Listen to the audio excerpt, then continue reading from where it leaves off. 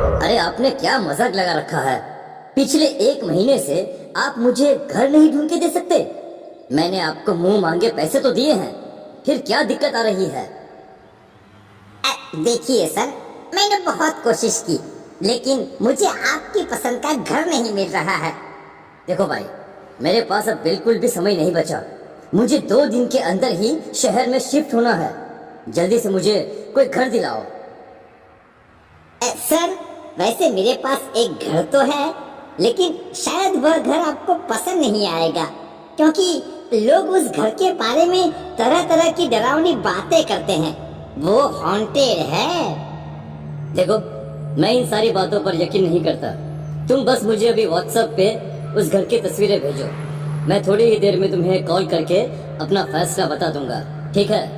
करण के कहने पर वो ब्रोकर उसे तुरंत उस पुराने घर की सारी तस्वीरें भेज देता है, जिन्हें करण अपनी पत्नी को दिखाता है।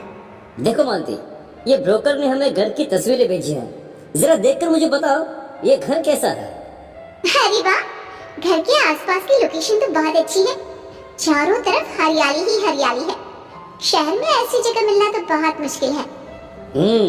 तो इसका मतलब कि तुम्हें घर पसंद है? हाँ, मुझे ये घर पसंद है। तुम ब्रोकर से कहकर इसे फाइनल करवा दो। थोड़ी देर के बाद करण ब्रोकर को फोन करके उस घर को किराए पर लेने के लिए फाइनल कर देता है, और एक ही दिन में सारी फॉर्मेलिटी पूरी कर करण अपनी पत्नी मालती के साथ उस घर में रहने चला जाता है। सच में करण, यहाँ आकर मुझे बहुत खुशी हो रही है। मैंने तो सोचा भी नहीं था कि इस भीड़ भाड़ वाले शहर में हमें इतनी अच्छी जगह मिल जाएगी। पर एक बात समझ में नहीं आई, इतनी अच्छी प्रॉपर्टी खाली कैसे है? जगह तो अच्छी है, पर ब्रोकर कह रहा था कि लोग इस घर के बारे में कुछ डरावनी बातें करते हैं कि ये घर हॉन्टेड है। शायद इसीलिए आज तक ये प्रॉपर्टी खाली है। आई होप कि तुम्हें कोई परेशानी नहीं है। कम ऑन करण, हम नए जमाने के हैं। इन बेकार की कहानियों में कौन यकीन करता है आज के टाइम में। हमारी किस्मत अच्छी थी जो हमें इतने कम किराए पर ये घर मिल गया। दोनों पति पत्नी उस घर में सेटल हो जाते हैं। एक दिन मालती बालकनी में खड़ी कॉफी पीते हुए बाहर के नजारे का लुत्फ उठा रही थी। तभी उसे 4 लड़कियां अपने घर के गेट के पास दिखाई देती हैं, जो उसकी तरफ देख रही थी। आंटी, हमारी फुटबॉल आपके आंगन में चली गई है, जरा हमारी फुटबॉल दे दीजिए ना। मालती फौरन नीचे जाती है और उन लड़कियों को फुटबॉल दे देती है। उन चारों लड़कियों के चेहरे पर एक अजीब सा आकर्षण था। मालती की शादी हुए 10 साल बीत चुके थे, पर फिर भी वो मां नहीं बन पाई थी। शायद इसीलिए उन लड़कियों को देख उसकी ममता जाग उठी थी, और वो उन चारों लड़कियों को घर के अंदर बुला लेती है। मालती चारों लड़कियों को घर में बैठाकर उनसे ढेर सारी बातें करती है। आंटी, आपके घर के बिल्कुल पीछे हमारा घर है, आप हमारे साथ हमारे घर चलिए ना। हाँ आंटी, चलिए ना। लड़कियों के इतना बोलने पर मालती अपने आप को रोक नहीं पाती और उन चारों लड़कियों के साथ उनके घर चली जाती है। उनका घर बहुत ही पुराना उजड़ा हुआ दिखाई दे रहा था। घर के अंदर का काफी सामान बुरी तरह से जला हुआ भी था। अरे, तुम्हारे घर की हालत तो बहुत खराब है। तुम्हारे मम्मी पापा इसे ठीक क्यों नहीं करवाते? कुछ दिनों पहले हमारे घर में आग लग गई थी। हमारे मम्मी पापा को बिजनेस के सिलसिले में अचानक फॉरेन जाना पड़ा, इसलिए घर की मरम्मत नहीं करवा पाए। उनके आते ही हमारा घर फिर से पहले की तरह खूबसूरत हो जाएगा। तुम चारों यहाँ अपने मम्मी पापा के बिना रहती हो, क्या तुम्हें डर नहीं लगता? अपने घर में कैसा डर, हम यहाँ बहुत मजे से रहते हैं। वैसे आपसे एक रिक्वेस्ट है आंटी, आप प्लीज रोज हमारे साथ आकर समय बिताइए ना। हाँ, क्यों नहीं। वैसे भी मैं सारा दिन घर पर बोर हो जाती हूँ। मेरे पति तो देर रात को घर लौटते हैं, तब तक मैं तुम्हारे साथ ही खेला करूंगी।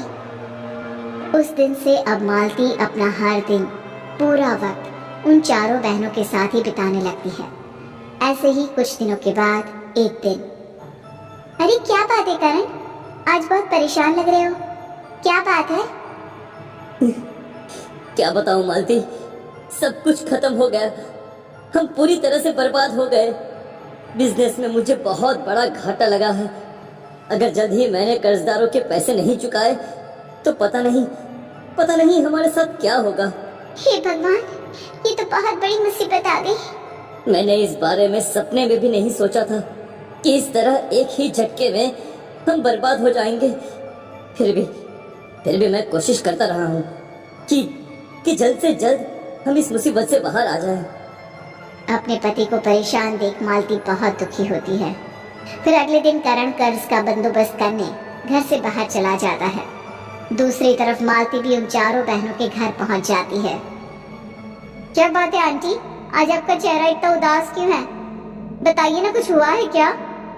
लड़की के पूछने पर मालती उन बहनों को अपने घर के सारे हालात बता देती है। बस इतनी सी बात ही आप परेशान हो रही हो? फिक्र मत करिए आंटी, हम आपकी समस्या 1 मिनट में हल कर देंगे। भला तुम चारों मेरी क्या मदद कर सकती हो? आप हमारे साथ चलिए, आपको सब पता चल जाएगा। अब वो चारों मालती को अपने साथ घर के तहखाने में ले जाती है, जहाँ एक आधी जली हुई बहुत बड़ी गुड़िया रखी होती है। हमारे पापा ने इस गुड़िया के अंदर ढेर सारे सोने के सिक्के छुपा कर रखे हैं। इतना कहकर वो लड़की गुड़िया की नाक पकड़कर जोर से दबा देती है और अगले ही पल गुड़िया के मुंह से एक डरावनी आवाज निकलने लगती है। इस आवाज को सुन मालती घबरा जाती है, पर तभी गुड़िया के मुंह में से ढेर सारे सोने के सिक्के बाहर गिरने लगते हैं, जिन्हें देख मालती हैरान रह जाती है। ये लीजिए आंटी, आपको जितने चाहिए आप रख लीजिए। लेकिन ये मुझे ठीक नहीं लग रहा। जब तुम्हारे मम्मी पापा को इस बारे में पता चलेगा तो वो दोनों बहुत नाराज होंगे। नहीं, हमारे मम्मी पापा बहुत दयालु हैं, हमेशा बुरे वक्त में दूसरों की सहायता करती हैं। आप बेफिक्र होकर हमसे सोने के सिक्के ले सकती हो, वो दोनों आपको कुछ नहीं कहेंगे। लड़कियों की बातें अजीब तो होती हैं, पर मालती को उन पर भरोसा हो जाता है और वो उन सब सोने के सिक्कों को ले जाकर करण को दे देती है, जिन्हें देख करण की आंखें फटी की फटी रह जाती है। अरे ये इतने सारे सोने के सिक्के तुम्हें कहाँ से मिले? अब मालती करण को सारी बात बताती है, जिसके बाद उन सिक्कों को बेचकर करण अपना सारा कर्ज चुका देता है और साथ ही एक नया व्यापार भी शुरू करता है। सब कुछ ठीक हो जाता है और इसी तरह दिन बीतने लगते हैं। तभी एक सुबह जब मालती सोकर उठती है तो अपने आप को आईने में देख उसकी आंखें फटी की फटी रह जाती है। उसके सर पर अब एक भी बाल नहीं होता। अरे ये क्या हो गया? अचानक मेरे बाल कहाँ गायब हो गए? करण फौरन मालती को डॉक्टर के पास ले जाता है, लेकिन लाख कोशिश करने के बाद भी डॉक्टर को इस बात का कोई समाधान नहीं मिलता। उसके बाद दोनों उदास होकर घर लौट जाते हैं। फिर अगली सुबह जब मालती सोकर उठती है तो देखती है कि उसके दाएं हाथ की 5 उंगलियां गायब हो चुकी थी। ये सब क्या हो रहा है करण? ये तो बहुत ही अजीब घटना है, ऐसा कैसे हो सकता है? अब हम क्या करें? करण बहुत कोशिश कर लेता है, पर उसे कहीं भी किसी भी तरह से कोई उपाय या जवाब नहीं मिलता। अरे करण, तुम्हारी पत्नी के साथ जो घटना हो रही है वो कोई साधारण घटना नहीं लगती। मुझे तो लगता है तुम्हारी पत्नी के ऊपर कोई शैतानी हावी हो गया है। तुम्हें तुरंत ही किसी बड़े तांत्रिक या पंडित के पास जाना चाहिए। जब कोई समाधान नहीं मिल रहा था तो करण अपने दोस्त की इस बात को भी मान लेता है और अगले दिन काफी खोजबीन करने के बाद एक तांत्रिक को ढूंढता है। उसके बाद करण बिना समय गवाए उस तांत्रिक को अपनी पत्नी के पास ले जाता है। मालती को देखते ही तांत्रिक के होश उड़ जाते हैं। ये लड़की तो कुछ ही दिनों में मरने वाली है। क्या ये आप क्या कह रहे हैं? दया करके मेरी पत्नी को बचा लीजिए। बुरी शक्तियाँ जिस प्रकार इस पर हावी हैं, उसका समाधान करना मुमकिन नहीं लगता, पर मैं कोशिश जरूर करूँगा। अब तांत्रिक हवन शुरू कर अजीबोगरीब डरावने मंत्र पढ़ने शुरू करता है। थोड़ी ही देर में अचानक का दरवाजा उछड़कर गिर जाता है। फिर अगले ही पल वही चारों लड़कियां घर के अंदर दाखिल होती हैं। चारों का शरीर पूरी तरह जला हुआ था, जिसकी वजह से वे चारों बहुत ही डरावनी दिख रही थी। अच्छा, तो तुम चारों इस मासूम लड़की की जान लेना चाहते हो? आखिर तुम चार कौन हो और ऐसा क्यों कर रही हो? बताओ मुझे।